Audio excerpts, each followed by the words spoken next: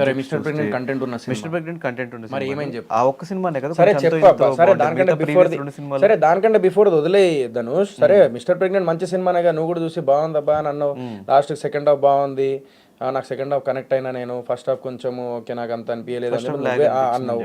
తర్వాత second half బాగుంది నాకు నచ్చింది అని అన్నావు. సరే ఏమైంది, అట్లీస్ట్ నాకు లైక్ కనీసం ఒక 7-8 కోట్ల 5-6 ఒక కోట్ల యాక్టర్ గా మంచి అప్రిసియేషన్ వచ్చింది కాలేదా? అప్రిషియేషన్ వచ్చిందబ్బా. అట్లాస్ట్ ప్రొడ్యూసర్ సేవ్ అవ్వాలి కదా. ప్రొడ్యూసర్ కూడా సేఫ్ అవ్వలేదు ఆ సినిమాకి. తర్వాత అదే చెప్తున్నా కదా bro. అదే ప్రొడ్యూసర్ సేఫ్ అయిండు కానీ నేను అనేది అదే సినిమా వేరే ఇంకొంచెం లైక్ పెద్ద ప్రొడ్యూసర్ దగ్గర ఉండేది ఉంటే ఆ సినిమాని నెక్స్ట్ లెవెల్ తీసుకెళ్ళేటోళ్ళు. ఇంకా ఎందుకంటే there are so many things, మనం అనుకున్నంత ఈజీ కాదు ఈ ఫీల్డ్లో. సినిమా ముందుకు తీసుకెళ్ళి దాన్ని హిట్ చేయాలి, దాన్ని ముందుకు తీసుకెళ్ళాలంటే చిన్న విషయం కాదు. మరి ఇవన్నీ ప్రీవియస్గా సినిమాల్లో ఎక్స్పీరియన్స్ ఉండి చూసి ప్రొడ్యూసర్ పని బాధలు చూసి ఇవన్నీ చూసిన తర్వాత కూడా బూట్ కట్ బాలర్ సినిమా సొంత డబ్బులు పెట్టేసేయాలి, ఉన్న డబ్బులన్నీ ఇంట్లో రిటైర్మెంట్ పైసలు కూడా తీసుకొచ్చి పెట్టేయాలి అని ఏడికి సంపాదించిన నేను పైసలు ఈ ఫీల్డ్లోనే కదా. బట్ రిటైర్మెంట్ మనీ నీవి కాదు కదా బ్రో. ఏది మీ ఫాదర్కి రిటైర్మెంట్ మనీ ఏదో పెట్టాయని చెప్పావు కదా, అవి నీవి కాదు కదా. మరి మా డాడీని వెళ్ళి అడిగినా, పర్మిషన్ అడిగినా. మా డాడీ ఒకటే అన్నాడు, ఏం కాదురా నీకు ఒకవేళ నువ్వు లేదు ఈ సినిమాతో నిలబడతావు నీకు కాన్ఫిడెంట్ ఉంటే డెఫినెట్లీ పెట్టేసి ఏం కాదు, ఒకవేళ పోయినా కూడా మళ్ళీ జీరో నుంచి మొదలు పెడదాం.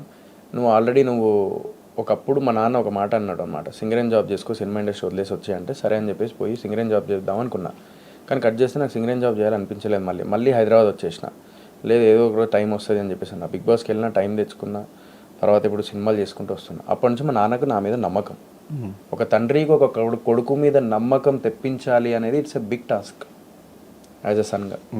అది నేను ప్రూవ్ చేసుకున్నా. నేను ప్రతి కొడుకు వాళ్ళ తండ్రిని ఎప్పుడు ఒక భరోసా అనేది ఒకటి ఇచ్చే ప్రూఫ్లో ఉంటే, అంటే ఆ ఇచ్చే అదేంటి ప్రయత్నంలో ఉంటే definitely he will achieve that is what I believe and I did. మా ఇంట్లో వాళ్ళు లైక్ చుట్టాలు వాళ్ళు రిలీజియన్ ఫీలింగ్, క్యాస్ట్ ఫీలింగ్ ఇవన్నీ ఉంటాయిరా ఇండస్ట్రీలో అన్నారు. లేదు ఉండవు. నేను ఒకటే చెప్తా, నాకు ఈరోజు ప్రీ రిలీజ్ ఈవెంట్లో ఇంతమంది వచ్చిర్రు, నా ట్రైలర్ లాంచ్కి బిగ్ బాస్ సీజన్ 1 నుంచి సీజన్ 7 వరకు ఇంతమంది వచ్చిర్రు, ఇంత ప్రేమ ఇంత అభిమానం ఇంతమంది ఎంతోమంది నా దగ్గర అంటే నా కష్టం చూసి వచ్చిన వాళ్ళే. Are they seeing the religion? Are they seeing the caste? No, they are seeing only hard work, dedication. అదే లైఫ్లో నాది చూస్తున్నారు వాళ్ళు. అందుకే నేను ఈ స్థాయిలో ఉన్నా అని చెప్పేసి అనుకుంటా. అదే నేను అనుకుంటా. నాదే కాదు, ప్రతి ఇండస్ట్రీలో చిన్న టీవీ నుంచి లైక్ ఒక స్టార్ అయిన వాళ్ళు ఉన్నారు. మన తెలుగు ఇండస్ట్రీలో ఇంక అవ్వలేదు. I want to prove that. దానికోసమే ఇదంత ప్రయత్నం, దానికోసమే ఇంత ఇది. అది నేను ప్రొడ్యూసర్గా మారినప్పుడు అని అంటే డెఫినెట్లీ ప్రాక్టికల్గా ఆలోచిస్తే యాజ్ అ ప్రొడ్యూసర్గా what I have to share with the audience I did from my side. నేను చెప్పినా కదా ఆ కష్టం నాకు తెలిసి, నేను హరిత గారికి ఫోన్ చేసి, కల్పన గారికి ఫోన్ చేసి, నువ్వు ఇప్పుడే ఫోన్ చేసి అడుగు ఎట్లా హ్యాండిల్ చేసినావో, నిజంగా చెప్తున్నావు ఎట్లా భరించినావో, ఇవన్నీ చాలా గ్రేట్ అసలు మీరు అది అని చెప్పేసి మా కల్పన మేడంకి అండ్ హరిత మేడంకి నేను ఫోన్ చేసి నేను చెప్పిన ఈ మాట మా ప్రొడ్యూసర్స్కి. అప్పిరెడ్ అన్న ఫోన్ చేస్తే లిఫ్ట్ చేయలే, కానీ వీళ్ళకి ఫోన్ చేసి చెప్పిన నేను hats off to you my producers అని చెప్పేసి చెప్పిన. ప్రొడ్యూసర్గా మారిన తర్వాత ఒక మనిషికి ఒక ఎక్స్పీరియన్స్ వస్తుంది లైఫ్లో. మనిషి ఎప్పుడూ ఒకేలా ఉండడు. జీవితంలో అనుభవం కొద్దీ ఒక ఎక్స్పీరియన్స్ వస్తున్న కొద్దీ వాడు మారుతూ ఉంటాడు. ఆ మార్పు ఇప్పుడు యాజ్ అ ప్రొడ్యూసర్ అయినప్పుడు ఇంకొంచెం యాక్టర్గా నెక్స్ట్ మూవీకి నా ప్రొడ్యూసర్కి ఇంకెంత సపోర్ట్ ఉండాలి, ఇదే తపన అప్పుడు కూడా ఉండాలి అని చెప్పి నేను ఫిక్స్ అయిపోయి కూర్చున్నా. Every movie I did that. మోకాళ్ళ మీద ఆర్గానిక్ మామ హైబ్రిడ్ వెళ్ళేటప్పుడు నేను ఇప్పుడు కూర్చొని కావాలంటే చూసుకో యూట్యూబ్లో. కానీ ఇప్పుడు మొత్తం అన్ని డబ్బులు పెట్టేసిన తర్వాత ఒకవేళ రిజల్ట్ అటు ఇటు అయితే ఏంటి బ్రో పరిస్థితి?